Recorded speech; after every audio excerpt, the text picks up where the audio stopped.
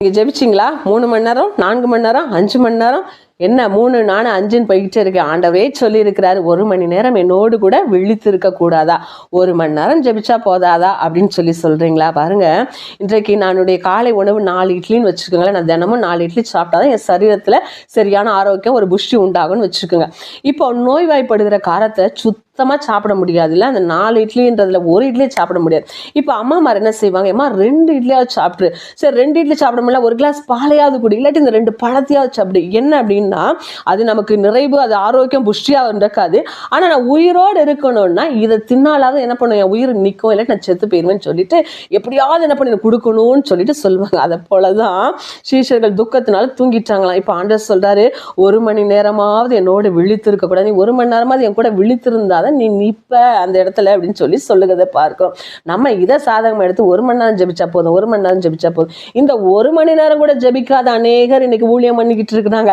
இன்னைக்கு 1 மணி நேரம் கூட இன்னைக்கு ஜெபிக்காம போய் தைரியமா ஜனங்கள் மத்தியில பிரசங்கிச்சுக்கிட்டு இருக்கிறாங்க. தேவ சமூகத்துல போயிட்டு ஜனங்களுக்கு நான் என்ன வார்த்தை கொடுக்கணும் அதெல்லாம் கேட்கறதில்ல, அவங்க பாட்டுக்கு எதையாவது எடுத்து ஒன்று பிரசங்கிக்க வேண்டியது. அதனாலதான் அமாவாசைக்கும் பௌர்ணமிக்கும் எங்க கிட்ட வாங்க, அப்பதான் ஆண்டவர் விடுதலை தருவாங்கன்னு சொல்லி ஜனங்களை இன்னைக்கு வஞ்சித்து கொண்டு இருக்கிறாங்க. இந்த நாட்கள் இப்படி அநேக காரியங்கள் நடக்குது. ஆனா 1859 1947 வாழ்ந்த ஸ்மித் விக்கில்ஸ்வொர்த் அப்படிங்கிற ஒரு தேவ மனுஷன் பாருங்க, அவர் 88 ஆண்டுகள் உயிரோடு இருந்தார்.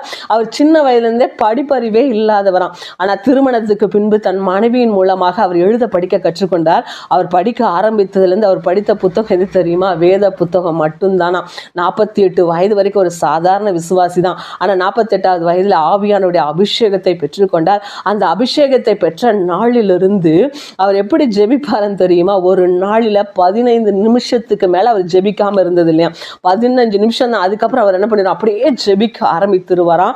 பிசாசு அவரை கண்டா அலறி அடித்து ஓடும். வியாதிகள் எல்லாம் அவர் கை வச்சோன்னு பறந்து போயிருமா. அது மட்டும் இல்ல, 14 மரித்தவர்களை உயிரோடு எழுப்பி இருக்கிறார்களாம். இந்த நாள்ல நம்ம நினைக்கிறோம், ஏன் நடக்கல அப்படின்னா, இன்னைக்கு எத்தனை மணி நேரம் இன்னைக்கு ஊழியக்காரங்க ஜெபிக்கிறாங்க? இன்னைக்கு ஜெபிக்காமலே இன்னைக்கு ஊழியம் தைரியமா செய்து கொண்டு இருக்கிறாங்க. ஊழியக்காரர்கள் என்ற போர்வையில இப்படிப்பட்ட ஆட்களை வச்சுக்கிட்டு எங்க எழுப்புதல பார்க்கறதுல. ஸோ இன்றைக்கு 1 மணி நேரம் அப்படிங்கிறது நமக்கு கட்டாயம் கிடையாது. அட்லீஸ்ட் அதையாவது ஜெபி, அப்பமாவது நீ உயிரோட இருப்ப அப்படிங்கிறது, அவங்க ஆத்மா உயிரோட இருக்கும் அப்படிங்கிறது. ஸோ ஒரு நாள்ல எவ்வளவு நேரம் நீங்க ஆண்டவரோடு இன்னைக்கு தரித்திருக்கிறீங்களோ அவ்வளவுக்கு மகிமையாக நீங்க செயல்பட முடியும். அப்போ பவுல் சொல்லுகிறார், இடைவிடாமல் ஜெபம் பண்றேன், உங்களை என் ஜெபத்துல நான் நினைத்துக் கொள்கிறேன், இரவும் பகலும் நான் ஜெபிக்கிறேன், அதே போல நாமளும் ஜெபிக்கணும்னு சொல்லி இருக்கிறார். அப்போஸ்தலர்கள் இடைவிடாமல் ஜெபத்துல தரித்திருந்தார்கள். அன்னாள் என்கிற ஒரு விதவை இடைவிடாமல் ஜெபித்தாள். இயேசு கிறிஸ்து இடைவிடாமல் 40 நாள் என்ன பண்ணார், உபவாசித்து பிதாவோடு கொண்டிருந்தார். ஸோ